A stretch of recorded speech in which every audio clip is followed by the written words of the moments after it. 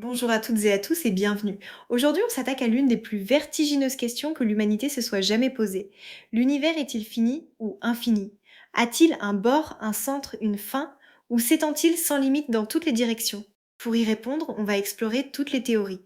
La forme de l'espace, le fond diffus cosmologique, l'expansion, l'inflation, le multivers, les univers cycliques et même pourquoi nous ne le saurons peut-être jamais avec certitude. Accrochez-vous, on part à la frontière du cosmos.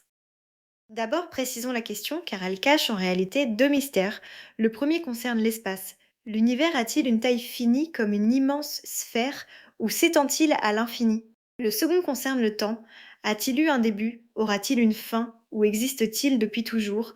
Et il y a un piège fondamental. Il faut bien distinguer l'univers observable, la partie que nous pouvons voir, de l'univers tout entier qui est peut-être bien plus grand. Confondre les deux, c'est se tromper dès le départ.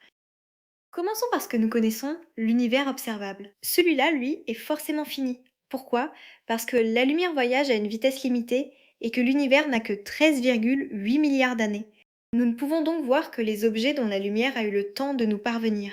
Cela dessine autour de nous une gigantesque bulle d'environ 93 milliards d'années-lumière de diamètre. Mais attention, ce n'est pas le bord de l'univers, c'est seulement le bord de ce que nous pouvons voir. Au-delà, l'univers continue mais sa lumière ne nous a pas encore atteints. Pour savoir si l'univers entier est fini ou infini, les scientifiques étudient une propriété essentielle, la courbure de l'espace. Cela peut sembler étrange, mais l'espace lui-même peut être courbé exactement comme une surface. Imaginez trois géométries possibles. Une surface qui se referme sur elle-même comme une sphère. Une surface parfaitement plate comme une feuille de papier. Ou une surface qui s'évase en forme de selle de cheval. Eh bien notre univers en trois dimensions peut, lui aussi, adopter l'une de ces trois formes. Et c'est cette forme qui décide de tout. Voyons ce que chaque forme implique. Si l'espace est courbé positivement, comme une sphère, alors l'univers est fini. En allant tout droit, on finirait par revenir à son point de départ, sans jamais rencontrer de bord. C'est un univers fermé. Si au contraire l'espace est parfaitement plat, ou bien courbé négativement comme une selle, alors l'univers est très probablement infini. Il s'étend sans fin dans toutes les directions. Ces trois scénarios découlent des équations de la relativité générale d'Einstein. Reste à mesurer, dans la réalité, quelle est la véritable forme de notre univers. Et c'est là qu'intervient la mesure la plus précieuse de toute la cosmologie, le fond diffus cosmologique. C'est la plus ancienne lumière de l'univers, émise seulement 380 000 ans après le Big Bang. Elle baigne tout le ciel comme un écho lumineux du commencement. En analysant avec une précision extrême la taille de ces minuscules taches, grâce notamment au satellite Planck, les scientifiques ont pu mesurer la courbure de l'espace, et le résultat est stupéfiant. À moins d'un demi pour cent près, notre univers est parfaitement plat. Un résultat qui penche fortement du côté d'un univers infini. Mais attention, l'histoire n'est pas si simple. Un univers plat n'est pas forcément infini, c'est une subtilité magnifique appelée la topologie. Pensez à un vieux jeu vidéo, quand le personnage sort par la droite de l'écran, il réapparaît à gauche. L'espace y est plat, et pourtant il est fini car il se referme sur lui-même. L'univers pourrait être ainsi plat mais bouclé sur lui-même, comme un tore. Les scientifiques ont cherché les signes de ce repliement dans le ciel, des motifs qui se répéteraient. Ils n'en ont trouvé aucun. Donc si l'univers est fini, il est en tout cas bien plus grand que ce que nous voyons. Profitons-en pour corriger l'idée fausse la plus répandue sur le Big Bang. Non, le Big Bang n'est pas une explosion qui aurait eu lieu en un point précis au milieu d'un espace vide. Le Big Bang s'est produit partout à la fois, dans tout l'espace en même temps. Ce n'est pas de la matière qui s'éparpille dans un vide préexistant, c'est l'espace lui-même qui s'étire et grandit. Et donc l'univers ne s'étend pas dans quelque chose, il n'y a pas de dehors.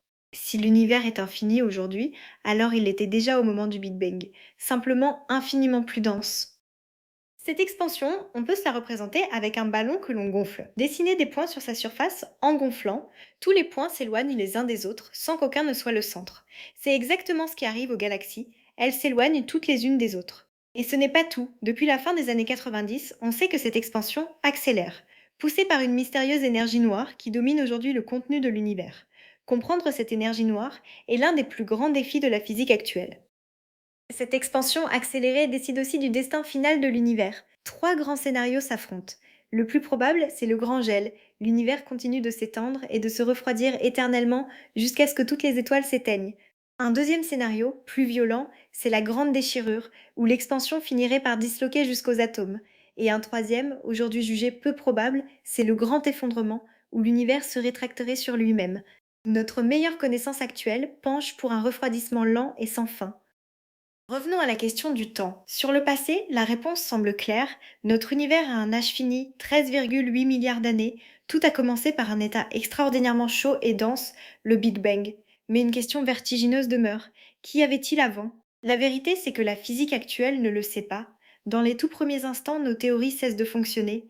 Le temps lui-même a peut-être commencé avec le Big Bang, ou bien peut-être quelque chose existait avant. Et c'est là que de nouvelles théories entrent en scène. La plus importante d'entre elles s'appelle l'inflation cosmique. Selon cette théorie, dans la toute première fraction de seconde, l'univers a connu une expansion fulgurante, grandissant de façon vertigineuse en un temps infime. Cette idée résout deux grands mystères d'un seul coup. Elle explique pourquoi l'univers nous paraît si parfaitement plat, une surface gonflée à l'extrême paraît toujours plate de près. Et elle explique pourquoi des régions très éloignées du ciel ont exactement la même température. L'inflation est aujourd'hui un pilier du modèle standard de la cosmologie. Mais l'inflation a une conséquence aussi fascinante que troublante. Selon de nombreux physiciens, une fois commencée, elle ne s'arrête jamais vraiment partout. Elle continuerait à l'infini, créant sans cesse de nouvelles bulles, chacune devenant un univers à part entière. Notre univers ne serait alors qu'une bulle parmi une infinité d'autres, au sein d'un immense multivers. Et dans ces autres bulles, les lois de la physique pourraient être complètement différentes des nôtres. Attention, cette idée reste spéculative, car ces autres univers sont par nature impossibles à observer directement. D'autres théories proposent un univers infini, non pas dans l'espace mais dans le temps. Ce sont les modèles cycliques. Selon eux, le Big Bang ne serait pas un véritable commencement, mais simplement un rebond. L'univers naîtrait, se développerait, puis se contracterait, avant de rebondir et de tout recommencer encore et encore à l'infini. Le physicien Roger Penrose a même imaginé une version où chaque univers laisse la place au suivant dans une succession sans fin. Dans ces modèles, il n'y a ni véritable début, ni véritable fin, juste un éternel recommencement. Toutes ces idées s'inscrivent dans un grand débat historique. Au milieu du XXe siècle, deux camps s'opposaient farouchement. D'un côté, les partisans d'un univers éternel et immuable, la théorie de l'état stationnaire. De l'autre, ceux qui défendaient un univers né d'un Big Bang. Le mot Big Bang fut d'ailleurs inventé par un adversaire de la théorie, pour s'en moquer. Le débat fut tranché en 1965 par la découverte du fond diffus cosmologique. Cette lumière fossile ne pouvait s'expliquer que par un univers ayant eu un commencement chaud. Le Big Bang avait gagné. Un univers infini soulève d'ailleurs un magnifique paradoxe connu depuis des siècles, le paradoxe d'Olbers. Si l'univers était infini, éternel et rempli d'une infinité d'étoiles, alors dans n'importe quelle direction du ciel, notre regard finirait toujours par tomber sur une étoile. Le ciel nocturne devrait donc être entièrement brillant, aussi lumineux qu'en plein jour. Or, il est noir. Pourquoi? La réponse est superbe, parce que l'univers a un âge fini et que la lumière des étoiles les plus lointaines n'a tout simplement pas encore eu le temps de nous parvenir. La nuit noire est une preuve du commencement. Imaginons un instant que l'univers soit réellement infini. Les conséquences donnent le vertige.